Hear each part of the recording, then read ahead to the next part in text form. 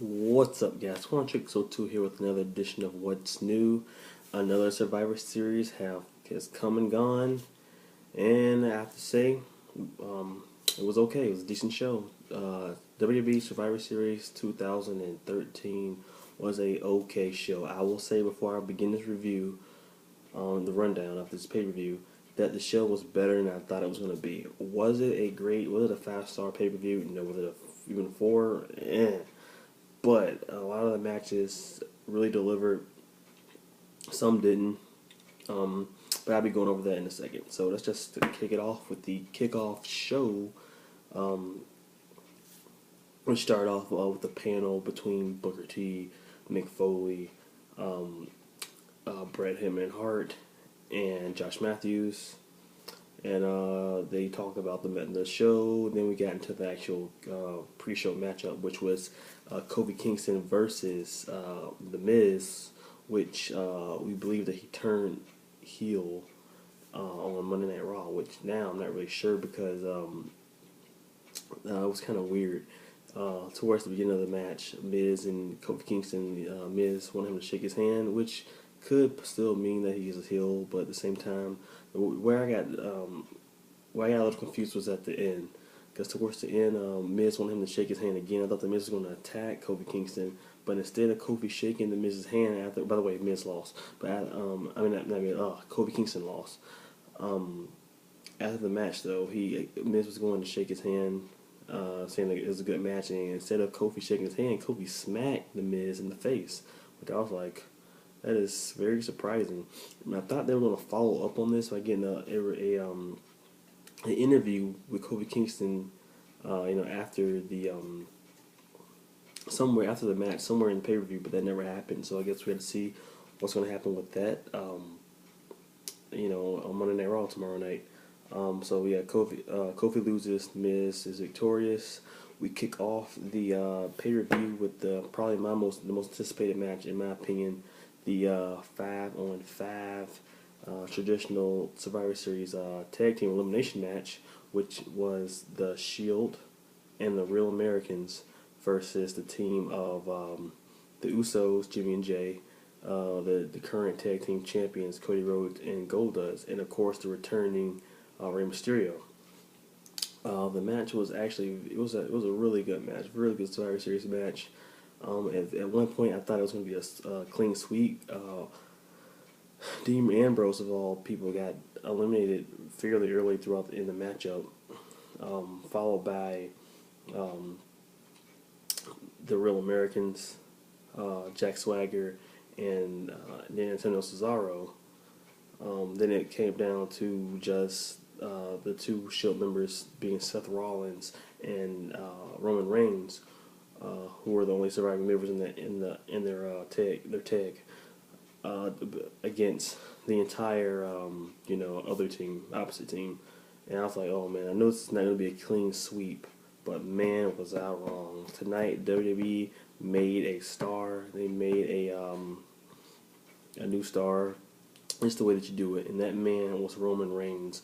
Roman Reigns dominated. He eliminated both Usos. Well, I think Seth Rollins eliminated one of them, but he eliminated one of the Usos. He eliminated Cody Rhodes. He eliminated Goldust, and last he eliminated Rey Mysterio. Either Rey Mysterio eliminated Seth Rollins. Roman Reigns eliminated Rey Mysterio. The spear, he speared all of them into oblivion, and it was freaking crazy. Roman Reigns is a beast, and he is going to be something big in the WWE very soon when he splits away from the Shield. You can tell it's going to come soon. Watch out for Roman Reigns, man.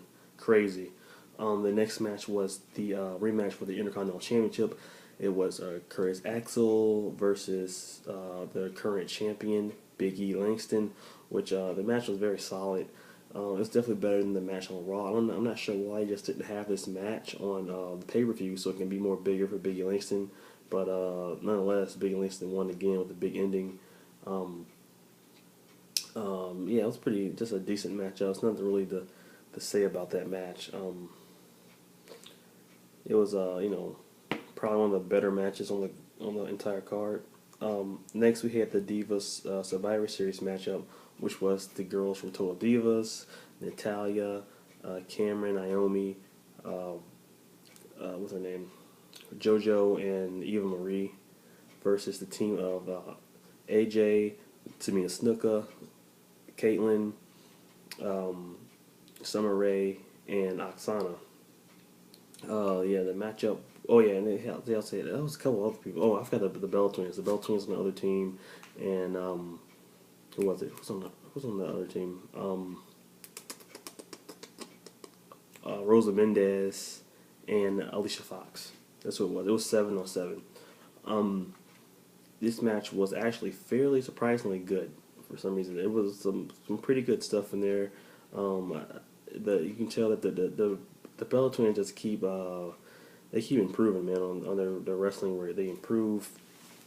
I'm really surprised at Nikki Ambry's how they evolved as wrestlers. They're not just they're just doing rest holds the entire time. They actually are coming up with different moves. But freaking Nikki Bella did the worm in the match. It was a mini dance off in the matchup between Summer Rae and Nikki Bella. It was freaking hilarious, crazy. Nikki Bella did like a torture rack, backbreaker. It was pretty awesome. Towards the end, we even got to see JoJo get in the ring for the first time, which was neat. It was JoJo versus Tamina Snuka, and JoJo did a couple things, but in the end, Tamina eliminated. She knocked JoJo out, and then AJ eliminated JoJo. Towards the end, the last couple people in the matchup was Tamina and AJ versus Natalia and Nikki Bella. Nikki Bella was knocked out. During commentary, Cole thought that Nikki Bella was already Nikki Bella was already eliminated, but she wasn't. So she thought Cole thought that Natalia was still only remaining star on the team. But towards the end, Nikki Bella got involved, and there was this really cool roll up, which ended up Natalia getting AJ in the sharpshooter. She taps out, and the Total Divas win the Survivor Series matchup. After that, we had the Ryback Open Challenge, where Ryback challenged anybody on the WWE roster, and it ended up being Rick Ross, aka Mark Henry, who's now shaved. He looks like freaking the rapper Rick Ross. Yeah. Anyway, it's cool seeing Mark back. Mark even did added a couple moves to his repertoire since coming back. I guess he's gonna start doing the whole junkyard dog headbutt. That was kind of cool. And Mark Henry, I've never seen Mark Henry come off his feet like that, but he hit a crossbody in the matchup, and I was like, whoa, Mark Henry with a crossbody? That's freaking crazy. Anyway, this match was also okay. For what it was, I'm really getting tired of Ryback anyway. But another pay-per-view loss for Ryback and a win for Mark Henry, which is it's always cool seeing the world's strongest man return to the ring. After that, we had the World Heavyweight Championship match, which was, in my opinion, probably the most boring match on the card. I was zoned out because it was just not interesting.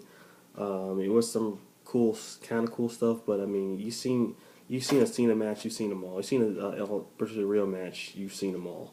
It's what you would expect from them. Of course, they had a couple, cool transitions, like the ending transition, which was Del Rio going for the cross arm breaker. It was reversed, Cena going for the attitude adjustment. Del Rio counters, tries to go for the cross arm breaker, and he picks him up and AAs him. That was pretty cool. But I mean, there's nothing really special about this matchup. That's not gonna be very memorable at all.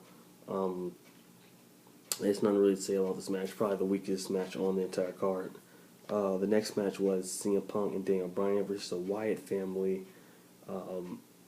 Very, very, very entertaining match, man. The Wyatt families are awesome. They're so weird and crazy, and it's just they're very entertaining, man. I'm telling you, Luke Harper is a great wrestler, and Eric Rowan is just a freaking powerhouse.